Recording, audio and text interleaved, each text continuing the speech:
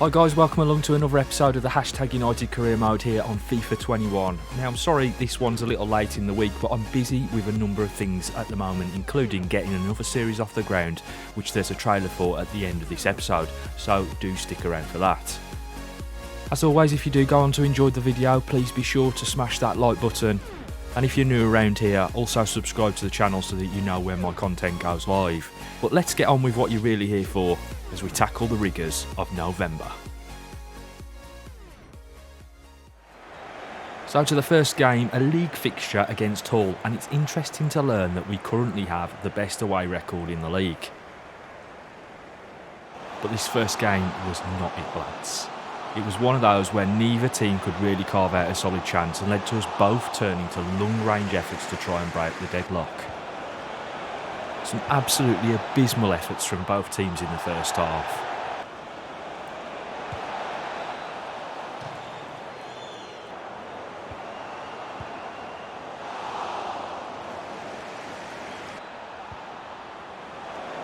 And it didn't actually really get any better in the second either.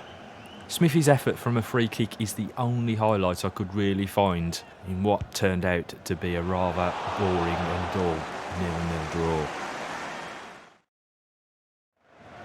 Well, not every game's going to be full of entertainment, but it's Ipswich up next as they visit the Len Salmon Stadium and are level on points with us but have a better goal difference.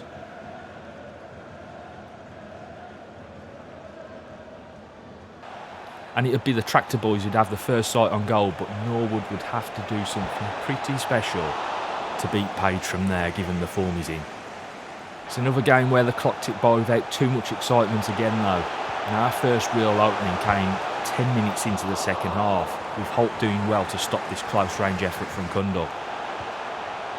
We did start to brighten up a little bit from there onwards though, with Aaron Malaran coming close just 5 minutes later.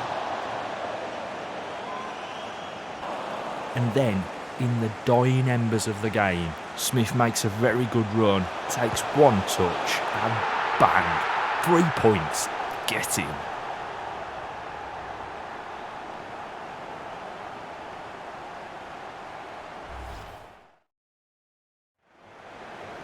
We followed that up with a trip to Gillingham, and they have a man familiar to this channel. That's right, Jordan Graham. He's featured in my Walsall and Solihull Moors careers before this one, and it seems he's in good form at the minute too, having scored 2 in his last outing.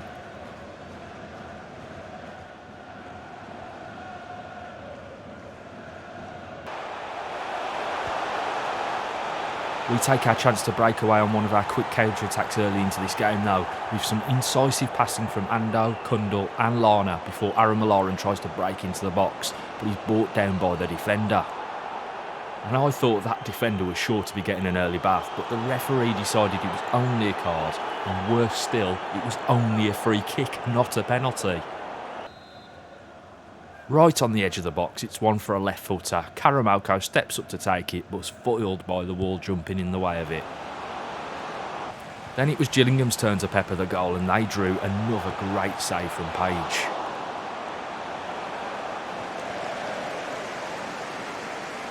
With the game swinging back and forth, we manage a good 1-2 in the middle of the park with Lana and Hilton, and then Jack gets clear in behind and he finishes it neatly past the keeper.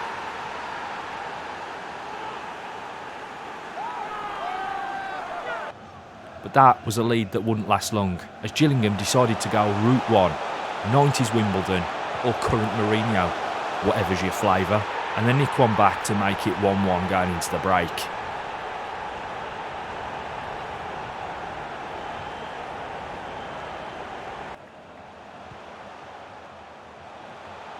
And as if we didn't learn our lesson from it the first time, they decided to rub it in and lump another ball up over the top before Marciala jinked his way into the box and grabbed Gillingham's second.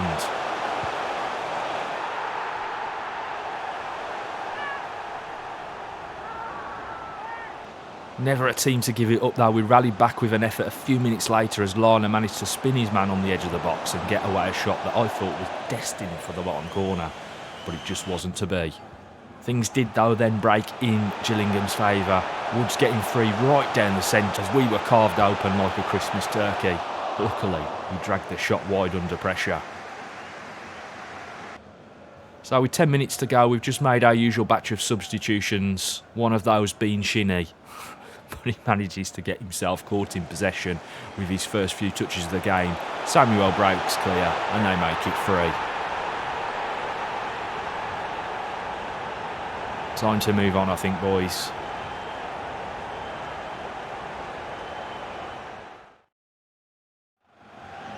Right, let's see if we can do any better against Mansfield. Well, we're not getting off to a great start though, as the Stags had their first chance of the game. Their captain pulling his shot just wide.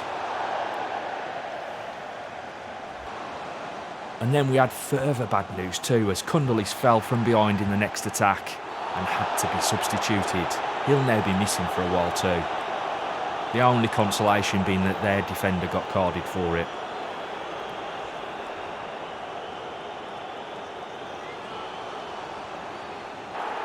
And it's the same again in the next attack, as Mansfield are desperately trying to rough us up.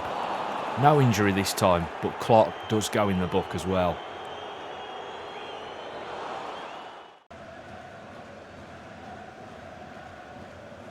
Smith takes the resultant free kick, and it's not a bad effort, but the keeper does well.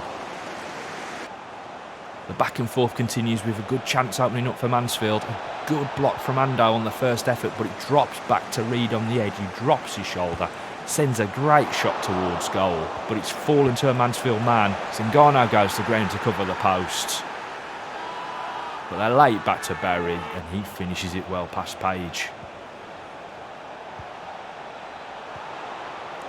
10 minutes to go, and it's Mansfield looking dangerous again, moving the ball and the defence around nicely, looking for that space to open up a shot. Once again, Page comes up clutch and forces it wide.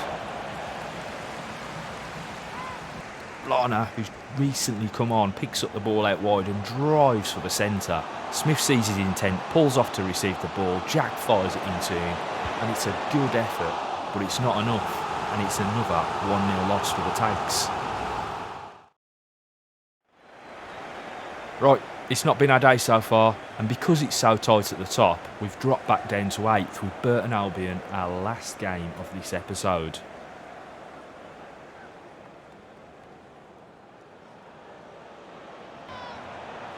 It's a good start for us, and Howard gets away down the left, dropping it into the middle for Lana.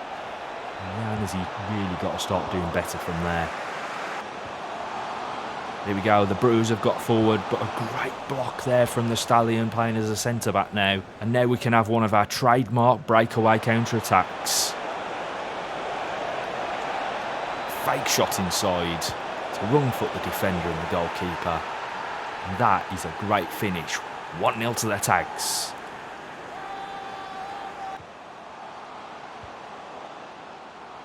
At 1-0 we're still under pressure though, as Burton are looking to break us down. And that's a bad challenge there from Ruber Kane.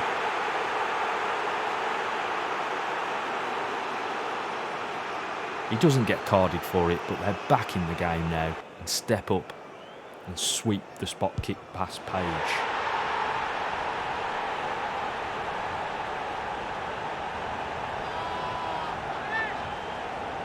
Into the second half we go, and Josh Asude's managed to pick the ball up. He cuts it inside to Lee Hurst, who gets absolutely clattered. But he got the ball off to Lana, onto Probert, and he shifts it out wide to the Stallion. Into the mixer it goes, just wide from Lana. More high press here from the lads as we try to influence the game. It's great work there by Bowles to get there ahead of the attacker. It's onto Asude, he puts it into Hursit. Oh, hang on, he's left it for Lana. Back into the middle, Hursit! Yes, boys, great move.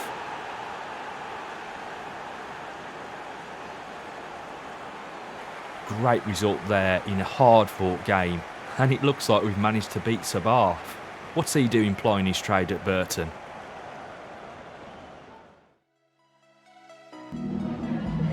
Some questions regarding the match. So there we have it, just 5 games in November, but obviously we're going to be much busier next time out as we head into a busy December fixture list. And it's getting really interesting at this point in the season because we're hanging on in there.